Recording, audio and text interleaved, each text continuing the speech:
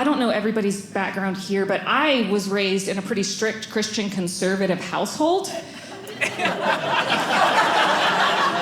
That's not necessarily where you want the laughter to fall. No, one year for Christmas, we all got t-shirts that said, "Judge us, we're judging you."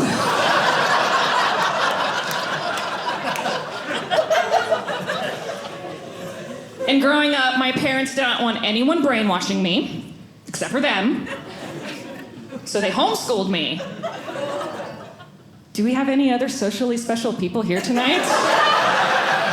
Homeschoolers, we're not taught this, but this is how you raise your hands. None? All of you guys were Wait, one? Oh, that's perfect. That's awesome. Okay, this is for you, since everybody else was educated on the Devil's Playground. You ready? Yay! You know what that is, right? That was a homeschool high five.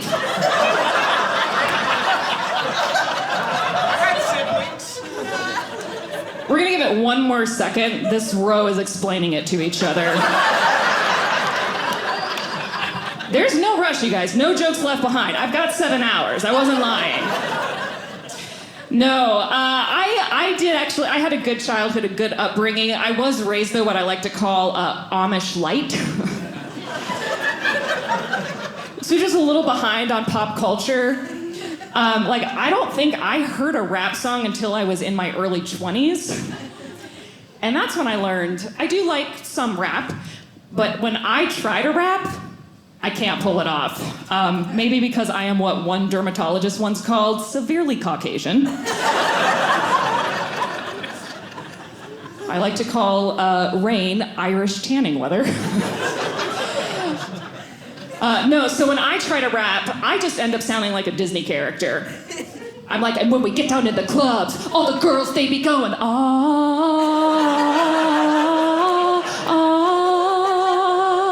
Little Mermaid fans, anyone? Good job. I was not allowed to watch that movie growing up.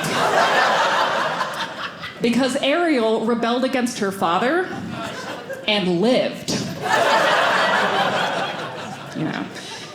So when I got to Los Angeles, you guys, I went wild. I signed up for a hip-hop class at a YMCA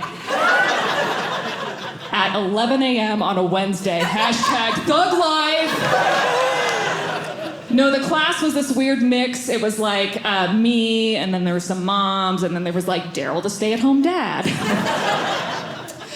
And then the other half of the class was all part of this gang called the AARP. So half the class was there, they're like, we're here trying to be more hip. And the other half of the class was like, we are here trying not to break a hip. No, everything I do, though, is me just trying to, outdo my siblings. Is anyone else from a really competitive family? Yeah, okay. So I grew up I'm the second of 5 kids, and all of my siblings became these massive overachievers. So, my older sister is a neonatal nurse, daily saves the lives of very small babies. My younger brother and then one of my younger sisters both became officers in the United States Air Force. Yes. Oh, thank you. I will take that applause because I trained them. And then my other younger sister, she worked for the government for a while, and she is actually also a mathematics genius. But if you guys think about it, keep her in your thoughts and prayers, because she's actually in a really tough spot right now. She can't decide if she wants to accept the scholarship from MIT or Stanford for grad school. Bless her heart. Thank you for adding that callback into my act. I'm just gonna bring you on the road with me as my audience plant. No, I did tell my sister, I was like, I totally understand your dilemma. I was like, I couldn't decide between Chipotle and Chick-fil-A for lunch. I don't know if it helps your decision, but I got both, so. And then I fell headfirst off of a bunk bed when I was a kid, so here I am telling jokes. No, actually, I think I get better stories than them as a comedian, because you just kind of end up in all these random situations. Like not too long ago, I actually got to do comedy in a prison. So I'm the only one in my family who's done time, so that's something.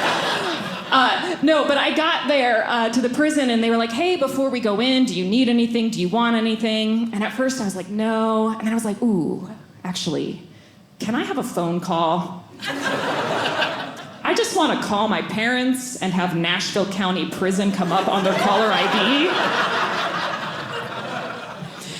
With my voice on the other end being like, hey guys, remember how you homeschooled me to keep me out of jail? I ended up here anyway. No.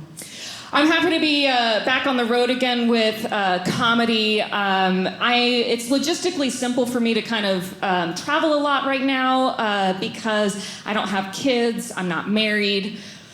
Wish I was spoiled in Los Angeles because nobody cares if you're single or married there. They do care if you're married or single in Georgia. Since moving back to the Bible Belt as an adult, I have learned that my age in Southern Baptist years is about 347. So everyone is giving me advice on how to get married. Someone told me, they were like, sweetheart, just find someone who makes you happy. I was like, I live 2 miles from a Chipotle. I am already happy. I need to marry someone who will make me rich so that I can get guac on my Chipotle. Comedy's not paying enough for that. Until my tip jar. So, no, another thing that people will say to me, and they always mean it as a compliment, but it almost always ends up coming out sounding like an insult, is they'll say, Kristin, I just don't understand why you are still single. And here's the thing. I know exactly why I am still single. And I actually brought that reason with me here this evening, and I'm gonna share it with you guys, but here's the deal. It takes just a second to get set up. It's 100% worth the wait. But there's always this weird, awkward silence, so could we kind of rally and have some round of applause and cheering for awkward silences? Awkward silences, everybody! Yeah!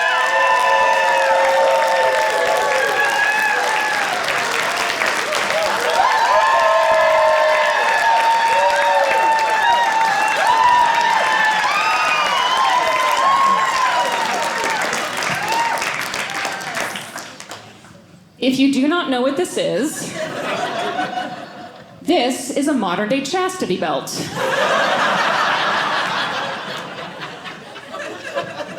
Because guys in this country don't really want to date 1/3 of a mariachi band.